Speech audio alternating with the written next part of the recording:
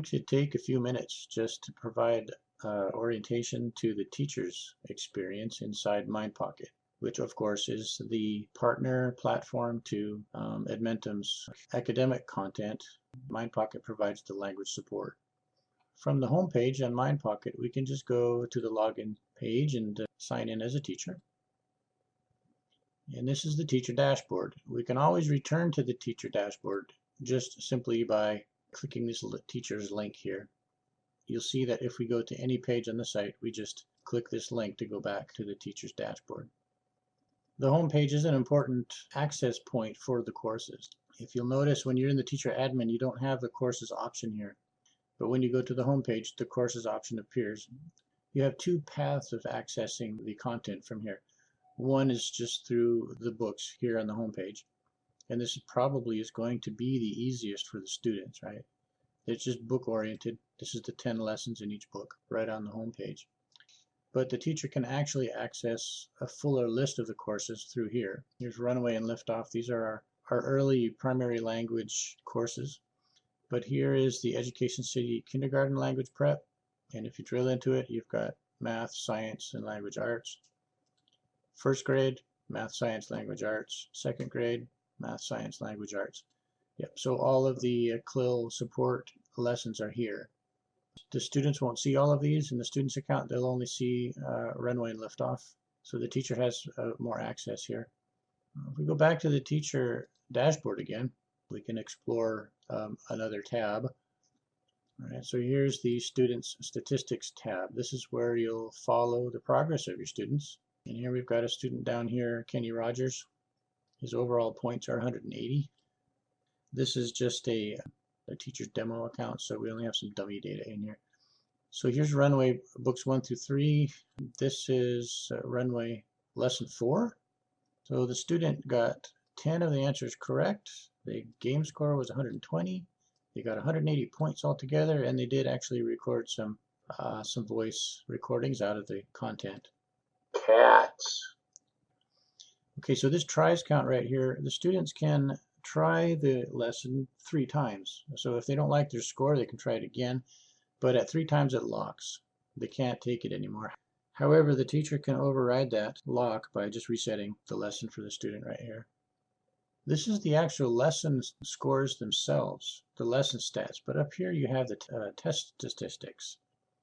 And this same student took this test here, the Runway test, the same one, and they received 100% on the tests. Well, I will do another video on the student's experience and how that flows, but for now we'll just leave this at looking at the student statistics and not really go much deeper into the student's side of things. However, here is the student tab, and this is the 6 students that do actually belong in this program. So we can go into here and we can edit these students. For example, in here we can change their password, for example. We can change the group that they're associated with, and all of their vital statistics are in here. In the Students tab, we can also add new users. We can add new users one at a time, add them to a group as we add a new student, or we can import as a batch. Right? So you use a sample CSV file, you download that, fill in the blanks, and then upload it here and import. Hit the import button, and you can put in 10, 20, 50, 100 students at a time with the batch loading. It's just a matter of getting that CSV file filled out correctly. And if you need help with that, of course, we're here to help you, but it's pretty self-explanatory. All right, so you noticed in the student's account, for example, there was these groups. How do we actually create these groups? You know, you can create groups over here in the classroom area. So far we've discussed the teacher dashboard tab, the home tab where we access all of our content, our students tab where we do student management, adding and deleting and managing students in their groups, their passwords and things. And we talked about the student statistics. And here's the other link that's left, is this classroom link. This meetings tab over here, it's one of the auxiliary ways that teachers can interact with students. So we can set up meetings, online meetings here, and there's an entire platform here for web conferencing for teachers.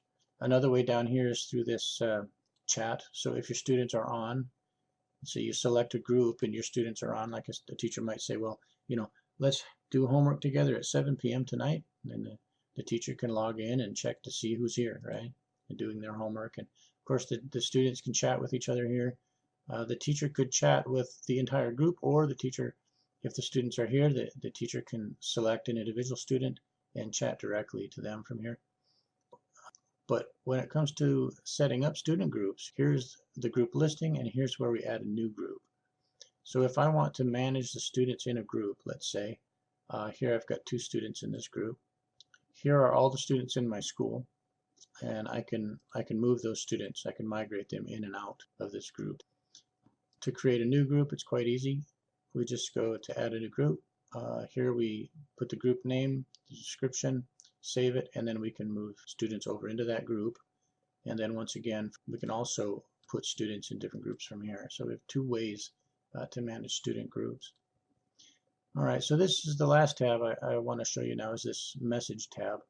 What this is that every chat that occurs down here, every chat episode, it gets recorded up in here. It's nice to keep track of that, but also it might get crowded, so we put this X button here, where if you only want to keep your important communications with your students, then you just X that. You can clean it up. So that pretty much gives a simple overview of the teacher's account. Like I said, for more understanding of how to manage students through the program, we have some other videos on that. I think that accomplishes what we intended to for the purpose of this video, so thank you for watching.